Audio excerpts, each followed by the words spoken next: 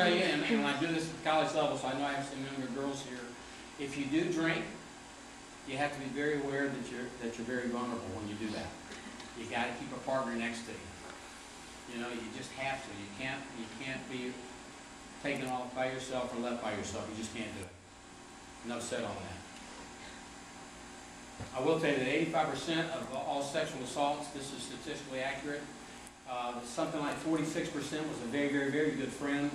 Then there's another 20% somebody that was a friend that you knew pretty well, and the other 20% are somebody that you're very acquainted with. So 85% of sexual assaults at the college level are someone you know, not someone that you wanted to have consensual sex with, just someone that you had an acquaintance with. Very important to understand that. Okay, let's talk about some real stuff, okay, and how you can avoid it. Loitering and unusual observations, the last story I'll tell, and then we'll move a little quicker. My wife is a guidance counselor out in public schools in Wings County. She goes to Chili's in Brentwood, really nice area. Goes and has dinner with one of her teacher friends, goes to leave, goes to the right, and she goes to her car, and there's a man leaning on her car. This was 2 years ago. She said, I saw him leaning on my car. I call it a man with no purpose. And she said, that just doesn't look right. I don't know why he's next to my car. It's just an old beat-up 1995 Jeep, but he's leaning on my car. So she went back inside, just to kill 5 minutes. Go to the restroom, I'll come back out. Goes back out to her car. The guy's leaning on her car. Now, she's married to me, so she had no choice in the matter. She goes back inside and finds the manager.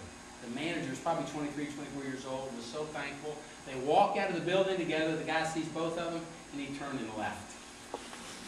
I don't know what his intentions were. Her car, her pocketbook. I'm not sure.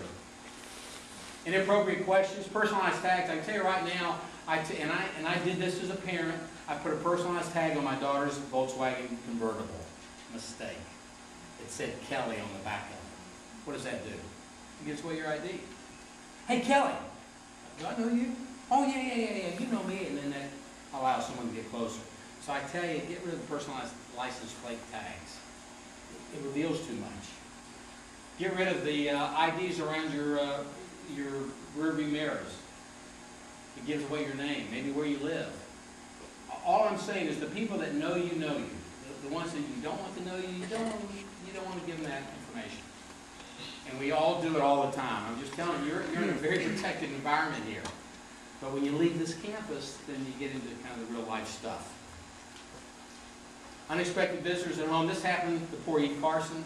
The door was not locked. You got the doors locked. I do it all the time. And of course, I have several weapons in my house.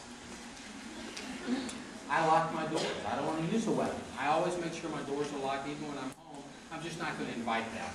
When you girls go to college, trust me, you're on your own, the doors will stay unlocked. You just got to make sure that you know that the doors stay locked. If you lose your house keys, you got to change the locks.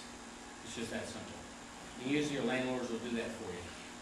And if it costs you $25, you tell your parents you got to change the lock, and you just don't worry about it. But you can't let your keys go out there unknown.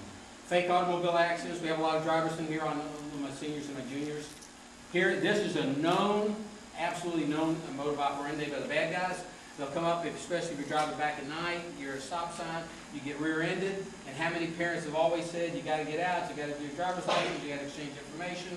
You can't do it. If you're by yourself, or you're in an area you're not comfortable with, you roll down your window, you wave at him or her, and you drive away, and you let them follow you to a public area. Do not stay there and get out of your car. You'll never be arrested for that, trust me.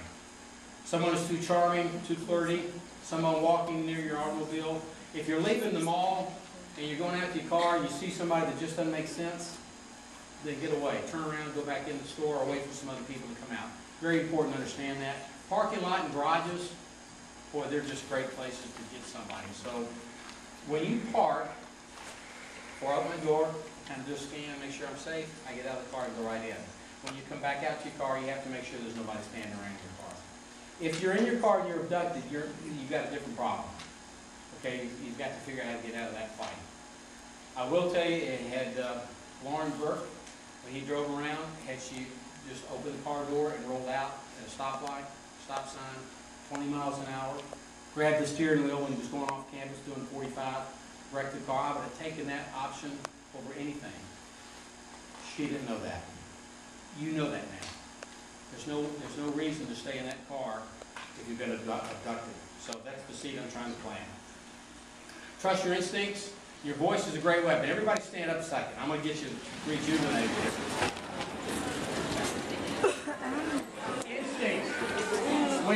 When you're out walking by yourself and you feel something that doesn't feel right, the hair's getting up on the back of your neck, you're getting goosebumps, you're getting scared, trust those instincts. Something's not right. Change whatever you're doing. Now, the one weapon you have with you all the time is your voice.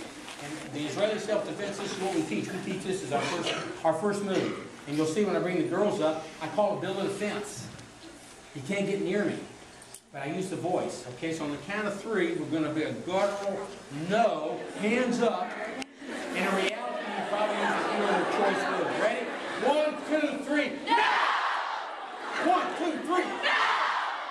No, hands have got to come up. Hands have got to come up. 1, 2, 3. No! Are you feeling something here? Are you feeling fired up? Now, sit down a second. Sit down.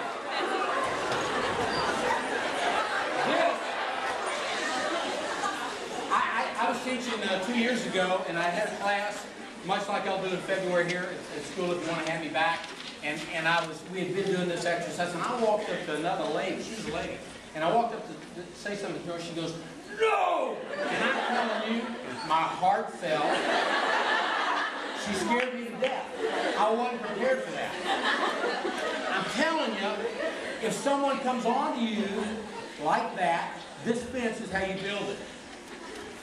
And when you scream, you just disarm this person because he wasn't expecting that. Always have an escape route. That's the attitude, okay? That's becoming a lion. You're going to be a lion. So I don't care how old you are, or how big you are, or how small you are, you're going to become a lion today. You're going to know that I have the right to live. I call it accepting injury over death. You're not going to take me. And I'm going to fight. If I can fight for 2 minutes, I know I can live. This is a good place to start. The Israelis teach this because it looks submissive, right? Hey, I don't want trouble, and I can fight from here, I can kick, I can knee, and you'll see some girls do that in just a second.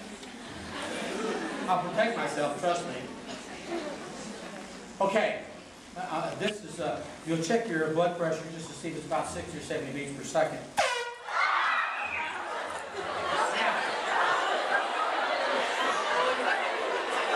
Now let me tell you what they just did.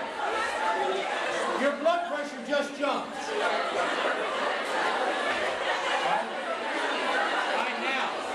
I scared you, and that was intentional. But the reason for that is, when you're initially scared, you're never faster, more cognitive, or stronger than right then. That's what will happen when the gun comes out. Hey! When the gun comes out and you're scared, you're never faster, more cognitive, or stronger than right then. But what happens, if you allow yourself, poor Lauren Burke, who didn't know any better, nobody had ever taught her, once you get to where the blood pressure, you got about 15 to 20 seconds, at about 145 beats per minute.